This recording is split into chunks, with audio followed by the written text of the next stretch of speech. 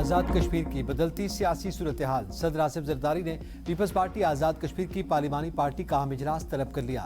آزاد کشمیر کی صورتحال اور آئندہ عام انتخابات سے متعلق اہم فیصلوں کا امکان، کالعدم جوائنٹ عوامی ایکشن کمیٹی کی احتجاج کی کال سے پیدا ہونے والی صورتحال پر بھی تفصیلی غور ہوگا۔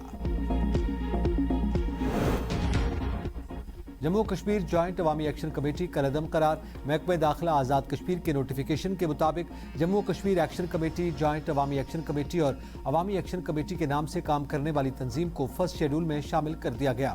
صدر آزاد کشمیر نے منظوری دے دی۔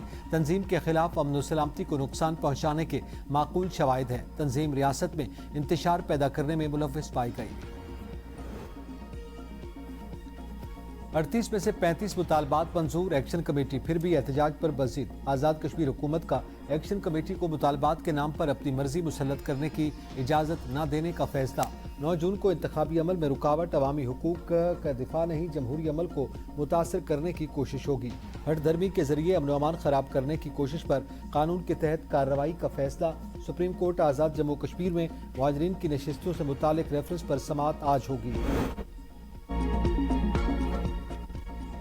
گلگت بلتستان میں انتخابی دنگل کل سجے گا، سیاسی پارا ہائی، ووٹرز پرجوش۔ کون انتخابی مارکہ جیتے گا، کس کو ہوگی شکست، فیصلہ عوام کے ووٹ سے ہوگا۔ بڑے بڑے برج الٹنے کا خدشہ، کئی نئے نام آنے پر اسمبلی میں پہنچیں گے اور پولنگ سامان کی ترسیل۔ سیکیورٹی انتظامات مکمل، حساس پولنگ اسٹیشنز پر سیکیورٹی ہائی الرٹ، پولنگ عملے کی بریفنگ مکمل، کنٹرول رومز فعال۔ GBA-2 گلگت 2 کے سیاسی دنگل میں نون لیگ کے حافظ حفیظ الرحمان، IPP کے فتح اللہ خان، پیپلز پارٹی کے جمیل احمد اور PTI کے آزاد امیدوار عتیق پیرزادہ مد مقابل۔ GBA-13 استور 1 میں سابق وزیر اعلیٰ خالد خورشید کی والدہ شاہدہ خورشید اور نون لیگ کے فرمان علی کے درمیان کانٹے کا مقابلہ متوقع۔ GBA-18 دیامر 4 میں حاجی گلبر خان، کفایت الرحمان اور ایوب قریشی کے درمیان سخت مقابلہ۔ GBA-7 سکردو 1 میں پیپلز پارٹی کے توقیر مہدی شاہ، IPP کے راجہ جلال حسین مقپون، نون لیگ کے اکبر تابان اور PTI کے راجہ زکریا مقپون میں سخت مقابلہ متوقع۔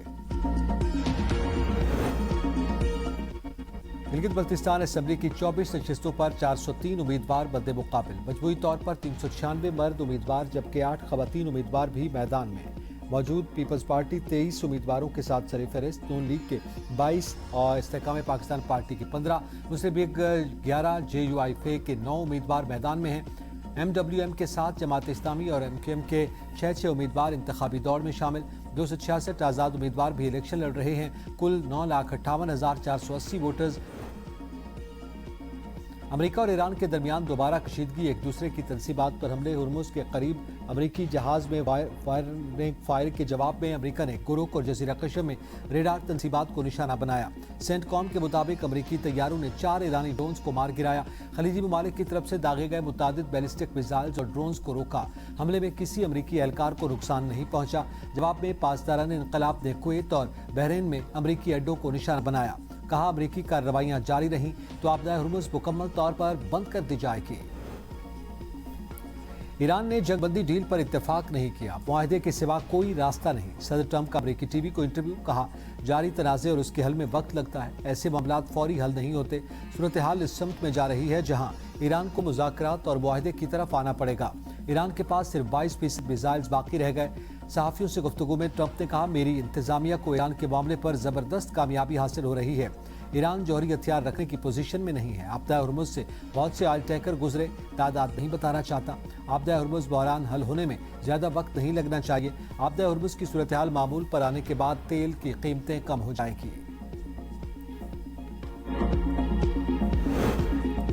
منجمد $24 ارب کے بدلے مذاکراتی ڈیڈ لاک کا خاتمہ، ایران کی امریکہ کو پیشکش۔ سپریم لیڈر کے مشیر محسن رضائی کہتے ہیں کہ ایران سے سمجھوتے پر پہنچنے کے لیے یہ بڑی رقم نہیں، یہ پیسہ ایران کا ہی ہے۔ جنگ اور ناکہ بندی جاری رہی تو ایران جنگ کو بحر ہند، بحیرہ احمر، باب المندب اور بحیرہ روم تک لے جائے گا۔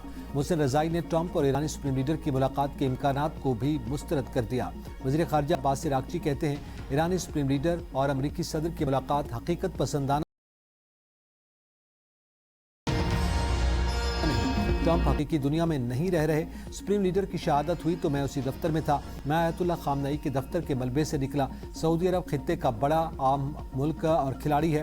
ایران سعودی عرب مل کر خطے میں امن و استحکام اور ترقی لا سکتے ہیں۔ ईरान को लबनान के मामले में मुदाखलत का हक नहीं, ये बात ईरानी हिमायत याफ्ता हिजबुल्लाह को भी समझनी चाहिए। लबनानी सदर जोसेफ ऑन का अमरीकी नशरियाती इदारे को इंटरव्यू। कहा, ईरान अमरीका के साथ मुज़ाकरात में लबनान को सौदेबाजी के लिए इस्तेमाल कर रहा है, जो नाकाबिल कबूल है। जोसेफ ऑन ने ईरान को मुखातिब करके कहा कि ये तुम्हारा नहीं, हमारा मुल्क है। हिजबुल्लाह को भी समझना होगा कि बैठकर बातचीत करने के सिवा कोई हल नहीं। वज़ीर-ए-आज़म नवाब सलाम ने कहा कि लबनान ईरान का मोहरा नहीं, बैरूत को मुज़ाकरात की भेंट न चढ़ाया जाए। ईरानी वज़ीर ख़ारिजा अब्बास अराग़ची ने लबनानी सदर का बयान मुस्तरद कर दिया। कहा, लबनान कार्ड इस्तेमाल करना होता तो मुआहिदा काफ़ी पहले हो चुका होता।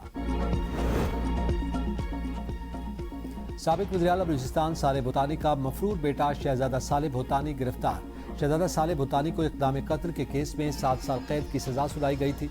मुलजिम ने सज़ा मुअत्तली और ज़मानत के लिए बलूचिस्तान हाई कोर्ट से रजू किया था। अपील दायर करने पर हाई कोर्ट ने मुलजिम को तहवील में लेने का हुक्म दिया। अदालत का मुलजिम को जेल भिजवाने का हुक्म।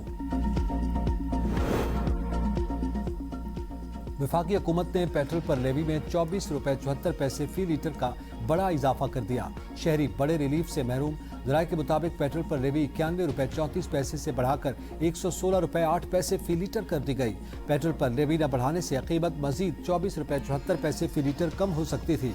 ISP डीजल पर पेट्रोलियम लेवी में 24 रुपये 34 पैसे फी लीटर की कमी की गई। ISP डीजल पर लेवी 44 रुपये 59 पैसे फी लीटर मुकर्रर। ISP डीजल पर लेवी कम न की जाती तो इसकी कीमत में 24 रुपये 34 पैसे फी लीटर का इजाफा हो सकता था।